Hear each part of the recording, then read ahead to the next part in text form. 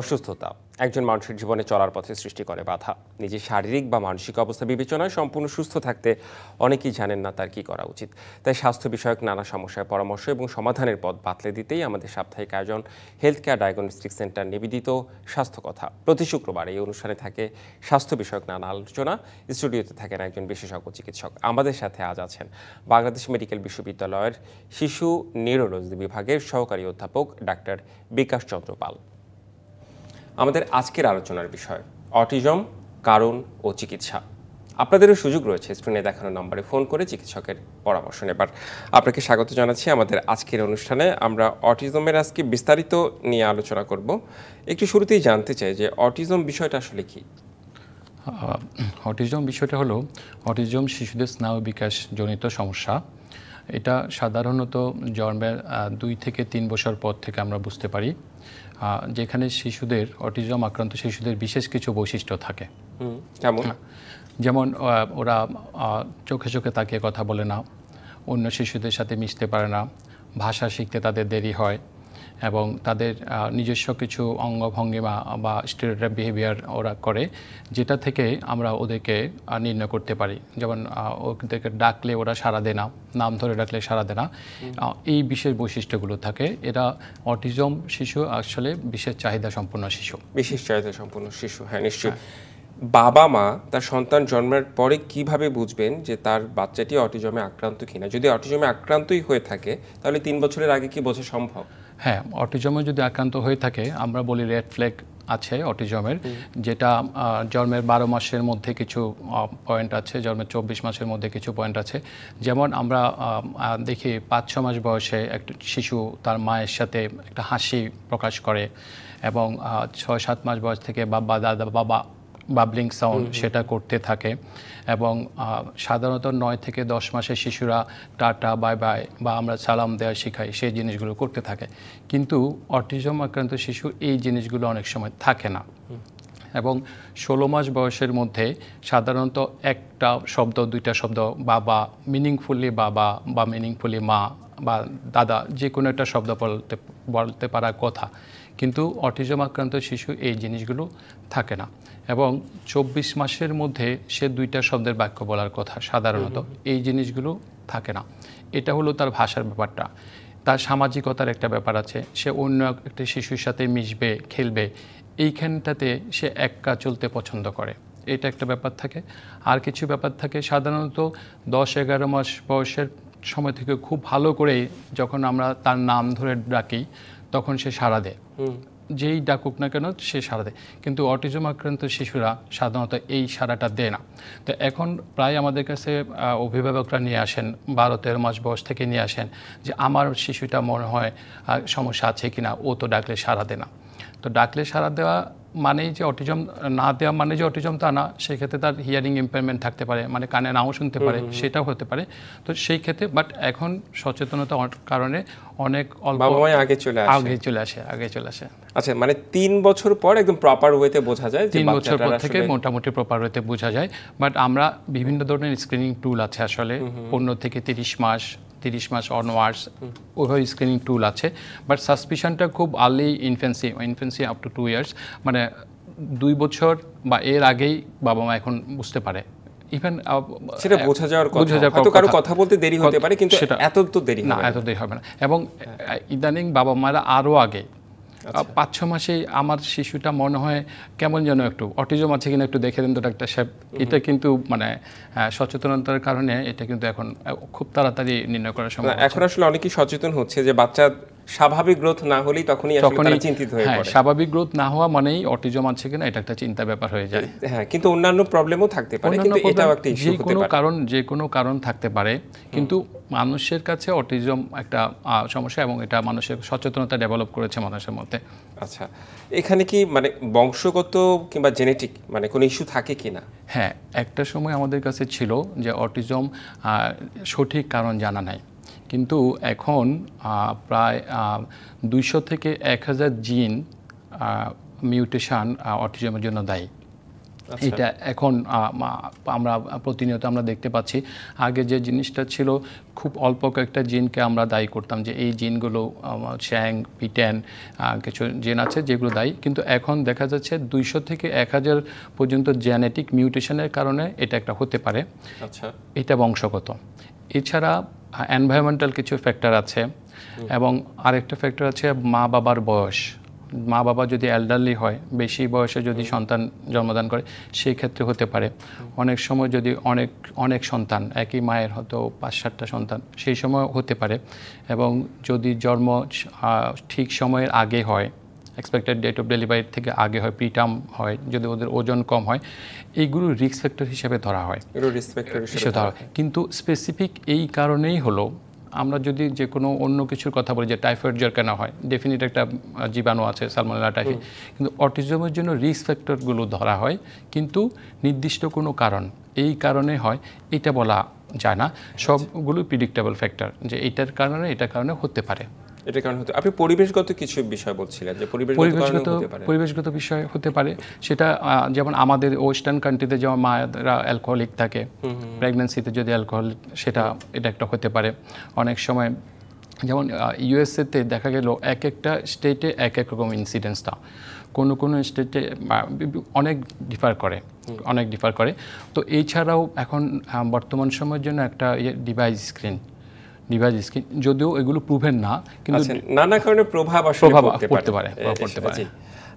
আরেকটু আসতে চাই যে উপসর্গগুলোর কথা তো আপনি বলেনি, যে চোখের দৃষ্টি এগুলো আসলে যেটা আমরা বললাম সেটা হলো প্রাথমিক বয়স থেকে আমরা সাসপেক্ট করতে পারি, কিন্তু একটা বয়সের পরে ডেফিনিট তার উপসর্গগুলো আসবে। যেমন আপনি চোখে তাকিয়ে কথা বলছি, ওরা সাধারণত চোখে তাকিয়ে কথা বলে না। ওরা ওদের স্পিচ দিলে থাকে, ওদের যে ভাষা শেখার যে ব্যাপারটা সেটা হয় না, ভাষা শিখতে পারে না, অথবা ভাষার যে প্রয়োগটা সেটা সে করতে পারে না। এবং তারা যে সামাজিকতার যে ব্যাপারটা, যে আমি আপনার সাথে দেখা হলো, বললাম আপনি ভালো আছেন, বা আপনি উত্তর করে আপনি ভালো আছেন, সেই যে সামাজিকতার একটা যে ব্যাপার সেটা থাকে না।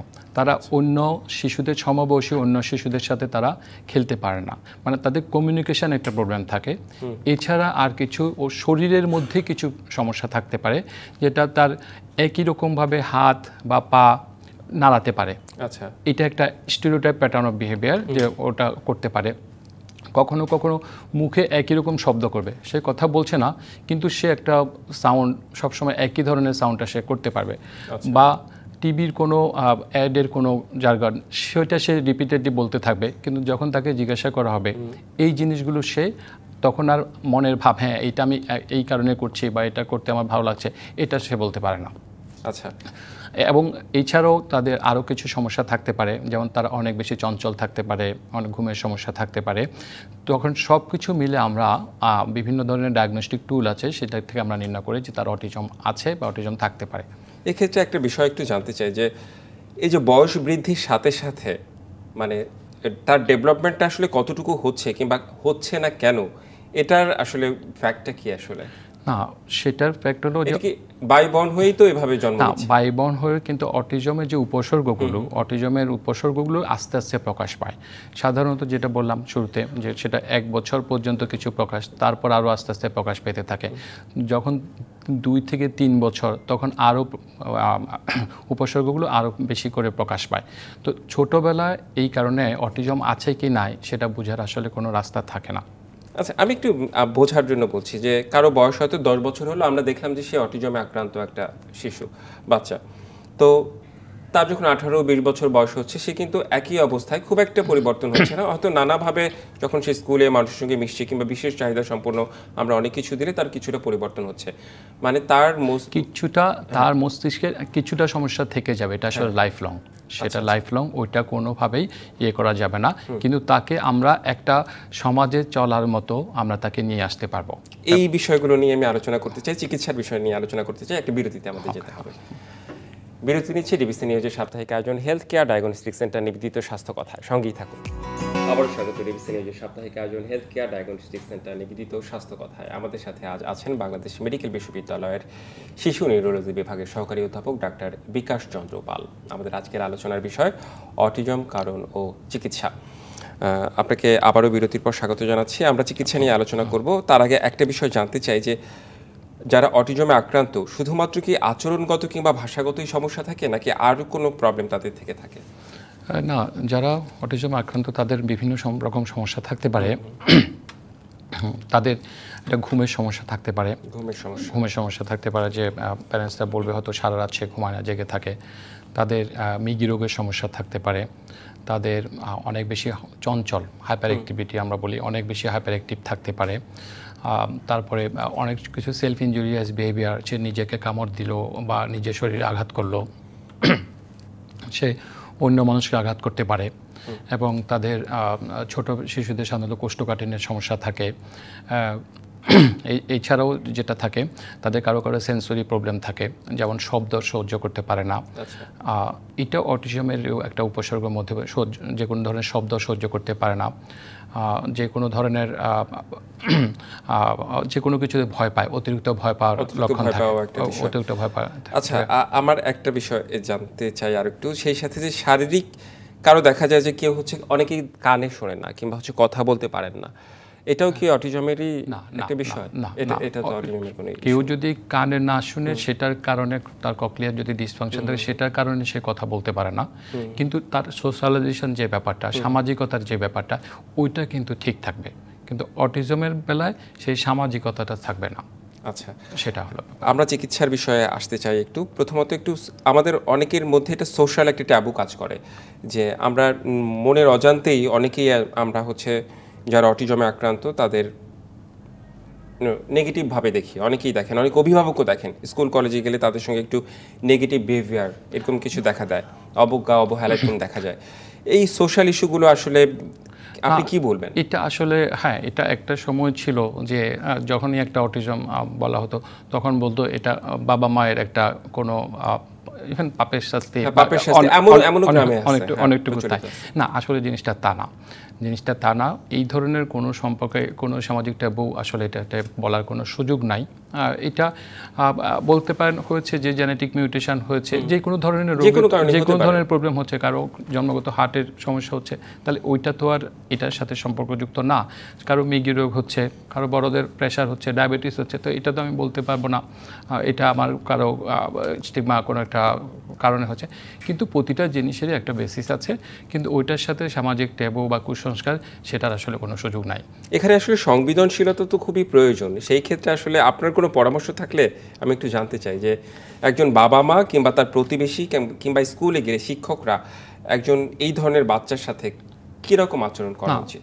অটিজমের বিশেষ চাহিদা সম্পন্ন শিশুদের আসলে নর্মাল স্কুলে, নর্মাল যে একটু পড়ালেখা করাতে একটু ডিফিকাল্ট, আসলে তাদের জন্য দরকার হলো স্পেশাল স্কুল, যেখানকার শিক্ষক মণ্ডলী বা ওখানে যারা থেরাপিস্ট থাকবে তারা এই বিষয়গুলো সম্পর্কে জানবে, কি তারা বুঝবে যে এই শিশুটার আমাকে কি করে হ্যান্ডেল করতে হবে, যে ও কখন কি চাহিদা, ও হয়তো পানি খাবে বাট ও বুঝাতে পারছে না ও পানি খাবে, যে শিক্ষক থাকবে সে বুঝবে যে তার ও মনে এখন পানি খাবে বা ওয়াশরুমে যাবে।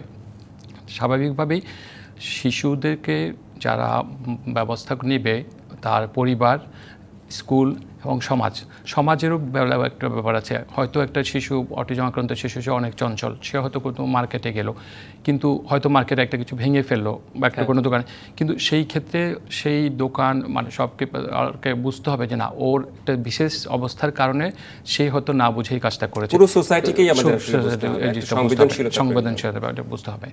আচ্ছা, এক্ষেত্রে একটু চিকিৎসার বিষয় আসতে চাই। চিকিৎসাটা আসলে আপনারা কিভাবে শুরু করান? হ্যাঁ, চিকিৎসাটা আসলে শুরু করা হয় বিভিন্ন ধরনের, যখন আমাদের কাছে প্যারেন্টসরা নিয়ে আসে, বাবা মা নিয়ে আসেন যে তার অটিজম থাকতে পারে, তখন আমরা কোন বয়সে এসেছে সেটা আমরা দেখি। যদি 15 থেকে 30 মাস বয়সের মধ্যে আসে, আমরা একটা স্ক্রিনিং টুল ইউজ করি, এমচ্যাট। সেই স্ক্রিনিং টুল দিয়ে আমরা দেখি তার অটিজমের সম্ভাবনা আছে কি নাই। যদি সেটা থাকে তাহলে আমরা কম মাত্রায় আছে বা বেশি মাত্রায় আছে বা মাঝারি মাত্রায় আছে, সেই হিসাবে আমরা, যদি কম মাত্রায় থাকে তখন আমরা ফলো আপের জন্য আবার আসতে বলি। যদি মাঝারি মাত্রায় থাকে তখন আমরা অটিজমের জন্য যে কাজগুলো করার দরকার, actually applied behaviour analysis, ABA method বলে, এবং তাকে speech therapy, occupational therapy, behaviour modification therapy, sensory integration therapy, এই জিনিসগুলো তাকে প্যারেন্টসকে শেখানো হয়। এবং তাকে ফলো আপ করতে বলা হয়। যখন ফলো আপ করতে গিয়ে যদি সে ইমপ্রুভ করে যায় তখন হয়তো ধরে নেওয়া যে তার হয়তো অটিজম ছিল না, বাট যদি ওই সমস্যাগুলো থেকে যায় তখন আরও বেশি মনোযোগী হয়ে কাজগুলো করতে বলা হয়। যেমন বিভিন্ন ধরনের থেরাপি আছে, sensory integration therapy, play therapy, তারপরে ফিজিক্যাল থেরাপি। আমি একটু ইন্টারাপ্ট করতে চাই আপনার এখানে, যে থেরাপিগুলো আসলে কিভাবে নেওয়া হয়, এক্ষেত্রে কোনো মানে কখনো কি কোনো যারা অটিজমে আক্রান্ত মেডিসিন ব্যবহার করা হয়, কোনো ওষুধ? না, অটিজমের জন্য আসলে নির্দিষ্ট কোনো মেডিসিন নাই।